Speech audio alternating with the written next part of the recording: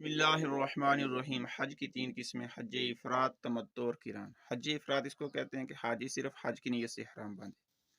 حج تمتع اس کو کہتے ہیں کہ حاجی حج کے مہینوں میں میقات سے پہلے صرف عمرے کے لیے احرام باندھے، اور جب عمرہ کی ادائیگی ہو جائے تو اس کے بعد وہ احرام کھول دے اور پھر حج کے دنوں میں حج کے لیے پھر احرام باندھے اور پھر حج کے افعال ادا کرے۔ اور حج تمتع تو یہ ہو گیا۔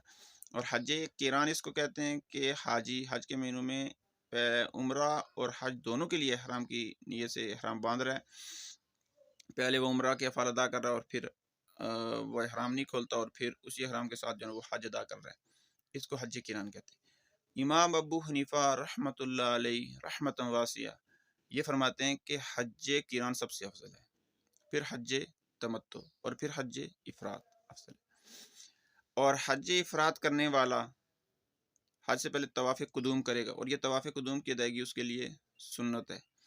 اور حج تمتع اور حج قران کرنے والا وہ عمرہ کا طواف کرے گا اور عمرہ کی ادائیگی کرے گا حج سے پہلے۔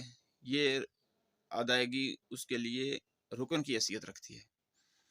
اور حج افراد کرنے والا وہ قربانی کرے گا، تو یہ قربانی کی ادائیگی اس کے لیے سنت ہے۔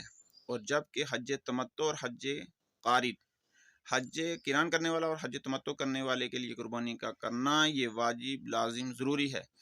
اگر وہ اس کی استطاعت نہیں رکھتے، قربانی کرنے کی استطاعت نہیں رکھتے، تو وہ 10 روزے رکھیں گے، 3 روزے 10 ذی الحجہ سے پہلے اور 7 روزے افعال حج ادا کرنے کے بعد، چاہے وہ مکہ میں رکھیں یا چاہے وہ گھر پہ آ کر رکھیں، جس طرح ان کو آسانی ہو۔